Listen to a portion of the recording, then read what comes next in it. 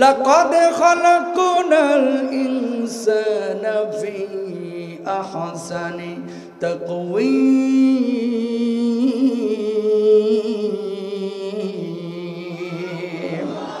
আল্লাহ রাব্বুল আলামিন সুন্দর আকার আকৃতি দিয়ে মানুষকে তৈরি করেছেন। কিভাবে তৈরি করেছেন খেয়াল করেন।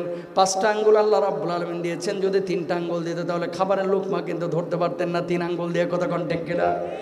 চোখ আল্লাহ রাব্বুল আলামিন 2টা দিয়েছে, মুখের উপরে কপালের নিচে। চোখ যদি একটা মাথার উপরে দিত আর একটা কপালের উপরে, আর একটা যদি পিঠের নিচে দিত ঠিক মতো দেখতে পাইতেন না। ঠিক কেনা? ও কলিজার ভাইরা আমার, নাকটাকে আল্লাহ রাব্বুল আলামিন মুখের উপরে ফিটিং করছে। নাকটাকে যদি মুখের উপরে না দিয়া আপনার নিতম্বের উপরে পিঠের নিচে যদি আল্লাহ ফিটিং করতো, ভাত খাইতেন না, ঘাস খাইতেন, আপনি গন্ধ পাইতেন না, শুধুমাত্র মাটি মাটি লাগতো। কারণ টাঙ্গাইলের চমচম খান যখন মিষ্টি অনুভূত হয় জিহ্বা দিয়া, আর ঘ্রাণটা অনুভূত হয় নাক দিয়া। ঘ্রাণ আর স্বাদ যখন মিশে যায় তখন কিন্তু খাইতে ভালো লাগে।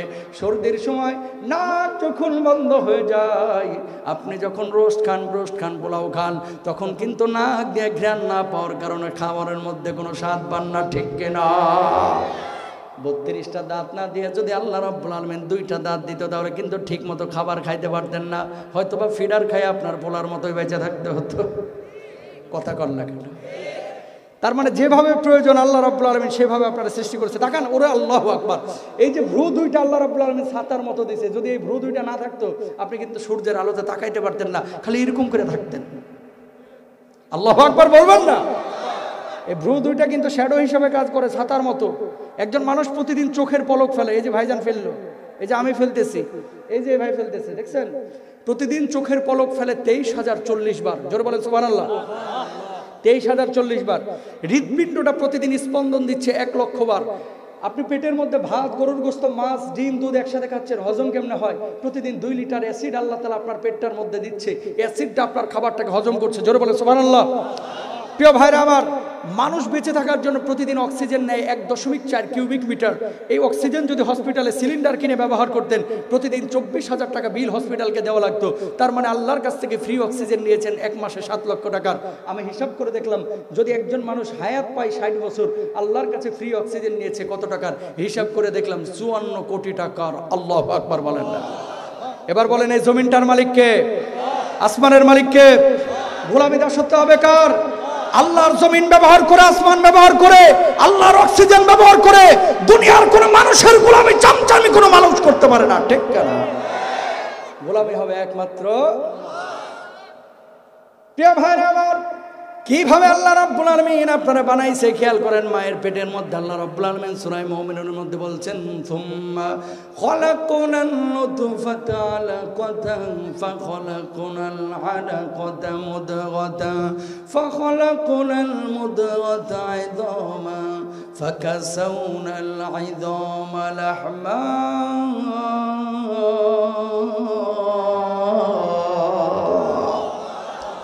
আমার আল্লাহ রাব্বুল আলামিন বললেন, বাপ মার মিলনের পরে তোমার মায়ের অন্ধকার পেটের মধ্যে আমি আল্লাহ রাব্বুল আলামিন একটা শুক্রবিন্দু তৈরি করলাম।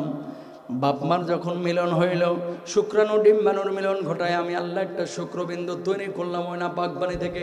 ওই শুক্রবিন্দুটাকে মায়ের পেটের মধ্যে আমি আবার একটা রক্তের পিণ্ডে পরিণত করলাম। ওই রক্তের পিণ্ডটা এবার চোখের মতো দেখা যায়, তো এটাকে আমি আবার গোশতের পিণ্ডে পরিণত করলাম। গোশতের টুকরার উপরে আপনার মাথার হাড়, বুকের হাড়, পিঠের হাড়, মেরুদণ্ডের হাড়, পায়ের নলার হাড়, এই হাড়গুলোকে আল্লাহ রাব্বুল আলামিন বলছে আমি কাটার মতো বিছাইয়া দিলাম। ওই গোশতের প্রলেপের ওপর আমি হাড় দিলাম, হাড়ের ওপরে আবার গোশতের প্রলেপ দিলাম।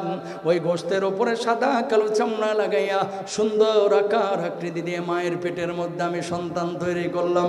জোরে বলেন সুবহানাল্লাহ। মা তখনও জানে না তার পেটের মধ্যে কি হচ্ছে। মা শুধু মুখে বমি বমি লাগে, পেটটা ভার ভার লাগে। বাচ্চা তো এখনো নড়ে না। 3.5 মাস পরে আল্লাহ রাব্বুল আলামিন রূহকে ইশারা করলেন, ও রূহ যা যা যা মায়ের পেটের মধ্যে এবার বাচ্চার কলিজার মধ্যে, হৃদপিণ্ডের মধ্যে হিট কর।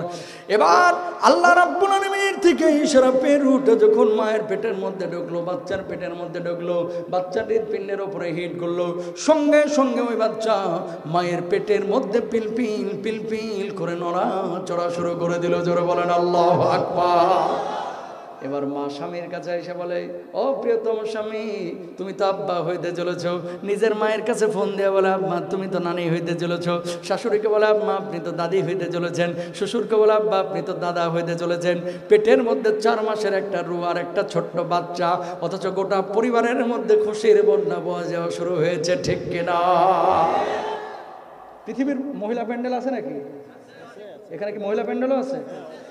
আমার মা বোনেরা, পৃথিবীর বুকে সবচেয়ে সুখের মুহূর্ত হচ্ছে ওই মুহূর্তটা যখন কোনো মা বুঝে যে আমার পেটের মধ্যে আমার বাচ্চাটা নড়াচড়া শুরু করেছে। এর চাইতে সুখের মুহূর্ত আর হতে পারে না। আল্লাহু আকবার বলেন। বাচ্চার বয়স 4 মাস। তাকান, বাচ্চাটাকে এখন ইঁদুরের মতো দেখা যায়। পেটের সাথে পিঠের সাথে লেগে হাড়গুলো মড়মড় মড়মড় করে ভেঙে যাওয়ার কথা ছিল, ঠিক কিনা? অথচ ওই পেটের সাথে পিঠের সাথে হাড়গুলো যাতে করে না লাগে, বাচ্চাটার হাড় গোড় যেন ভেঙে না যায়, এই জন্য আল্লাহ সুবহানাহু ওয়া তাআলা পেটের মধ্যে একটা ইন্টেনসিভ কেয়ার ইউনিট তৈরি করলেন। 2 লিটার 2.5 লিটার পানি আটকাই এরকম সাদা বেলুনের মতো একটা প্যাকেট তৈরি করলেন। ওই প্যাকেটের মধ্যে আল্লাহ তাআলা 2.5 লিটার পানি ঢুকায় দিলেন। পানি ঢুকায় দিয়ে বাচ্চাটাকে ওই পানির উপরে ভাসায় দিলেন। মায়ের হাইজের রক্তটাকে বন্ধ করে বাচ্চার নাড়ির সঙ্গে মায়ের নাড়িটাকে মিলিয়ে দিলেন। মা এবার ডানে যায়, বাচ্চা চলে যায় বামে, মা যায় বামে, বাচ্চা চলে আসে ডানে। মা বসে, বাচ্চা উপরে এসে ঘাপটি মেরে বসে থাকে। মা যখন রাত্রিবেলায় ঘুমায়, বাচ্চাটা পিল পিল পিল পিল করে মায়ের পেটে লাথি মারে, গুতা মারে। জোরে সরে বলেন আল্লাহু আকবার।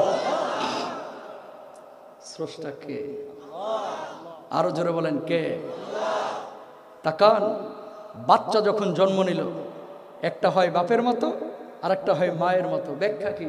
ইবনে কাসির রাহিমাহুল্লাহ বলেছে, মা এবং বাপ মার মিলনের সময় যদি বাপের টাগে নির্গত হয়ে যায়, বাচ্চা হয় বাপের মতো। মায়ের টাগে নির্গত হলে বাচ্চা হয় মায়ের মতো। জোরে বলেন সুবহানাল্লাহ। এবার বলেন তো আমাদের স্রষ্টা কে? মাকে এত সম্মান কেন দেওয়া হয়েছে? এই তাকান, সময় কম। এই পৃথিবীর বুকে কেউ আপনার নিঃস্বার্থ ভালোবাসে না। প্রত্যেকটা মানুষ আপনার অবস্থানকে ভালোবাসে, অবস্থানকে। কথা বোঝেন নাই? যতদিন বক্তা আছে, যতদিন মাল আছে, যতদিন চেয়ারম্যানগিরি আছে, যতদিন বক্তব্য দিতে পারি, সম্মান ইজ্জত আছে। যেদিন চেয়ারম্যানগিরি নাই, এমপিগিরি নাই, সেদিন থাকবে দিল্লিতে পলাতক। কথা কোন ঠিক না? এই অবস্থানকে ভালোবাসে, কেউ নিঃস্বার্থ ভালোবাসে না। আপনারা যদি পৃথিবীর বুকে কেউ বলে যে নিঃস্বার্থ ভালোবাসে, মৃত্যু। কোনো না কোনো ভাবে আপনাকে স্বার্থের জন্য ভালোবাসে। এই যে শুনেন, এই যে রিসিভ করছে মনে করেন 50টা হুন্ডা।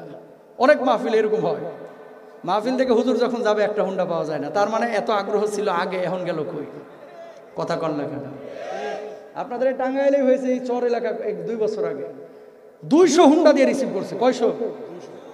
আমি বলছি বাপরে বাপ, আজকে কি যেন হয়। ওমা মাহফিলের পরে দেখি কি 2টা বুড়া বসে রয়েছে, চোখে দেখে না, কানেও শুনে না। মানে যতক্ষণ ওয়াজ চলছে সবাই ছিল, দোয়া শেষ, বুড়া ছাড়া আর কেউ নাই। তো হুন্ডাওয়ালারা গেল কই? এর মানে কি? মানুষ আসলে স্বার্থে নিয়ে পৃথিবীতে চলে। নিঃস্বার্থ যদি ভালোবাসে আপনার মা, আপনার মা, আপনার মা, এরপর আপনার বাপ, আর কেউ নয়। ছেলে মেয়ে লুলা হোক, কানা হোক, ল্যাংড়া হোক, বাপ মা কখনো ছেড়ে চলে যায় না। স্বামী যদি ল্যাংড়া হয়ে যায়, অনেক সময় বউ ফেলা ছুঁয়ে চলে যায়। কথা দেখেন, মানে স্বামী দিয়ে আর কাজ কাম হবে না, এই মিসকিন হয়ে গেছে, এ আর কর্মক্ষম না, অনেক সময় বউ ছাড়িয়ে চলে যায় ওরে, যে এরে দিয়ে আর হবে না। কিন্তু মা কোনো সন্তানকে কানা খোড়া পাওয়ার পরে সন্তানকে ছাড়িয়ে চলে যায় না। ভাই, ম্যাক্সিমাম বুড়া মানুষ আপনারা আমাদের কাছে এসে মাঝে মাঝে কান্দেন, কয় হুজুর বাপ মা দুঃখের সময়গুলো দেখে গেছে, সুখের সময়গুলো দেখে যাইতে পারে নাই। অধিকাংশ বুড়া মানুষ এই কথাগুলো বলে, হাতটা জোর করে বলে। পৃথিবীর বুকে নিঃস্বার্থ ভালোবাসে যেহেতু মা, এই মাটারে কষ্ট দিয়েন না। এই মা আপনার জন্য অক্লান্ত পরিশ্রম করেছে, বাপ আপনার জন্য পরিশ্রম করেছে। কোনো মাকে দেখবেন না জোহরের নামাজের পরে সবার আগে ভাত খাইতে। কেন খায় না? রান্ধে তো মাই, চুলা থেকে তুলে গরম গরম খাই ফেলতে পারতো না? খায় না, একটাই কারণ, বাচ্চা কাচ্চা স্বামী কি খায়, কতটুকু খায় আগে দেখে লই, যেটা থাকে নিচ থেকে অল্প একটু খায়া চলে যায়, এর নাম মা। ঠিক কেনা? তুমি যখন ঢাকা থেকে আসো ভাই,